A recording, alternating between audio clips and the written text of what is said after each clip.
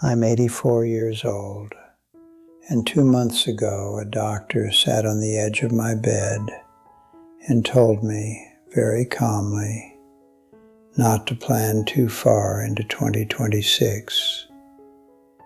He said it like he was talking about weather, like it was a practical thing. I nodded, because that's what I do. I nod. I've nodded my whole life. But when he left the room and the door clicked shut, I felt something in me go quiet. Not fear exactly, more like the end of bargaining. Like the part of me that always assumed there would be another season just ran out of breath. I'm telling you this because I don't have much taste for pretending anymore. I'm not trying to look brave. I'm not trying to be remembered. I've learned how little that part matters and how fast it slips away anyway.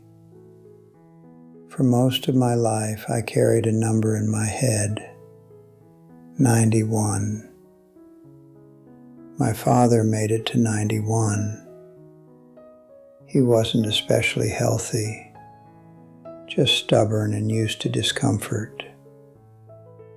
Somewhere along the line, I decided I would get the same deal, not because I deserved it, just because it felt fair. Like if I kept my head down and did what I was supposed to, time would pay me back. So I delayed things, little things at first. When I was in my 20s, I worked at a printing shop on the South Side. The machines were loud enough that you went home with your ears ringing, and the ink got into the cracks of your hands no matter how hard you scrubbed. I was proud of that job. It was honest. It bought groceries. It bought my first decent coat. I met my wife, Marlene, at a church supper. She had a laugh that didn't ask permission.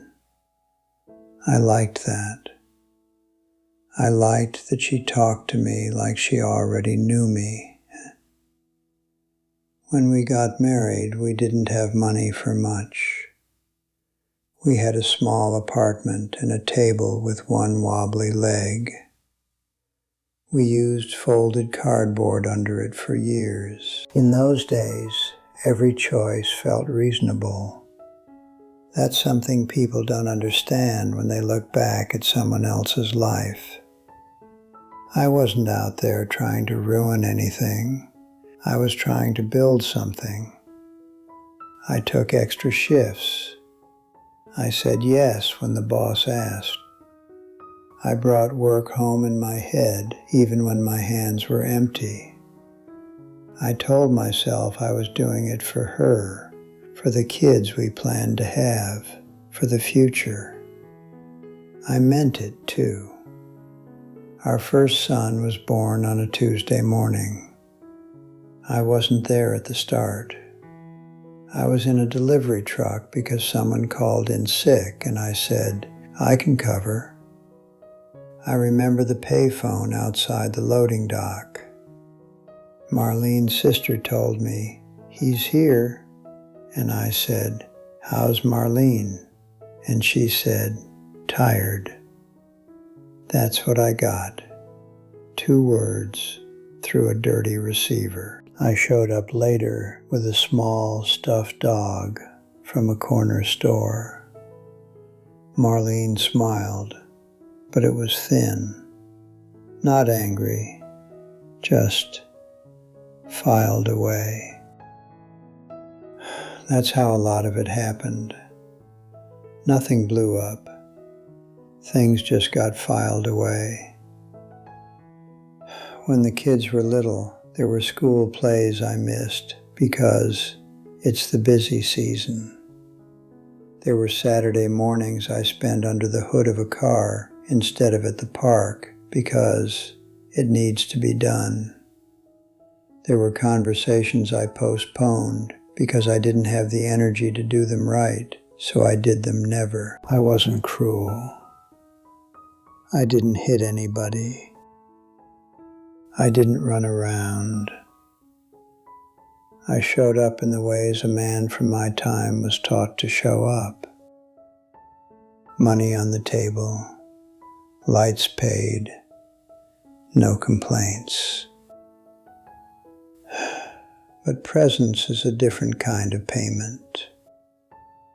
And I paid late, when it cost more. Marlene used to stand in the kitchen at night, rinsing dishes, and tell me little things. Who said what the teacher wrote on the report, what the neighbor was going through. I would half listen, tie my tie looser, think about the next day. Sometimes I'd answer with noises instead of words. I didn't notice when she stopped telling me as much. You don't notice the minute the house gets quieter. You notice years later. The turning point wasn't dramatic. It was ordinary, which makes it worse. Marlene got sick in her late 60s. At first it was just tired. Then it was appointments, little white envelopes with test results. Her sitting in the passenger seat looking out the window while I talked too much, trying to keep the air filled. One afternoon she said very plainly, "I don't think you know me anymore." I laughed because I didn't know what else to do. I said, "Don't say that." Like that fixed it. She didn't die right then. She lived another 3 years. 3 years where I tried, in my clumsy way, to become the man I should have been earlier. I made soup. I learned which pills went with which day. I sat beside her in the evenings and watched shows I didn't care about because she liked them. But there's a kind of intimacy that has a window. Once it closes, you can still love each other, but you can't go back to the early room where everything was being built. You can't regrow what you didn't water. The day she died, it was morning, sunlight on the bedspread. She had a dry mouth and asked for ice chips. I gave them to her with a spoon. She looked at me, and I was waiting for a last speech, some final sentence that tied everything up. She just said, "You'll be all right." And then she wasn't there anymore.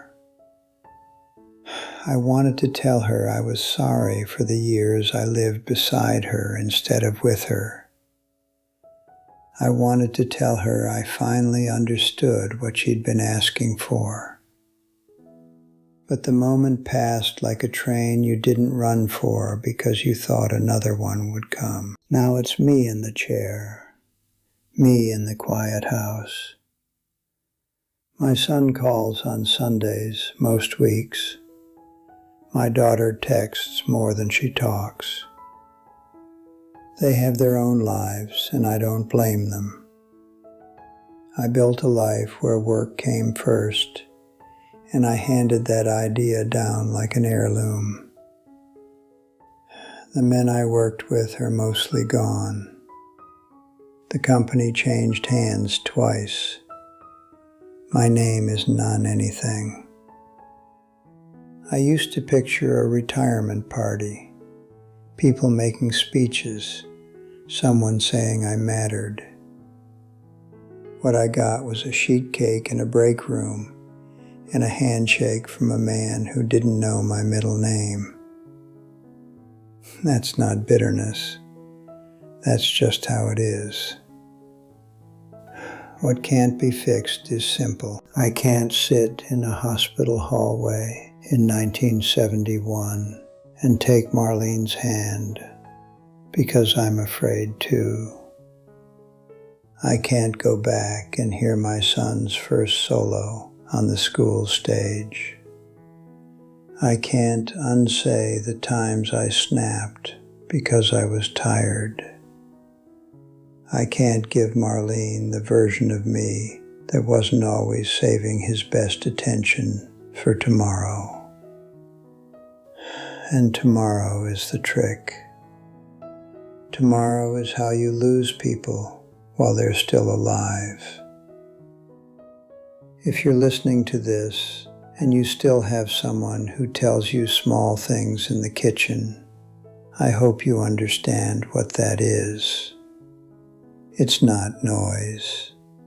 It's a door, and it doesn't stay open forever. I'm not telling you to quit your job or hug your kids until they squirm. I'm just saying, from where I'm sitting, the things I thought were urgent weren't. The phone call was. The visit was. The 10 minutes where you look at somebody and don't multitask their existence. If this meant something to you and you feel like it, you can tell me what you've been putting off. I read the comments sometimes. It makes the room feel less sealed up. As for me, I've stopped planning the way I used to. I still water the plant by the window. I still shave most mornings. I still set out 2 cups sometimes and then I put 1 back. They told me not to plan for 2026. I don't know if they're right. Doctors are right a lot, and sometimes they aren't.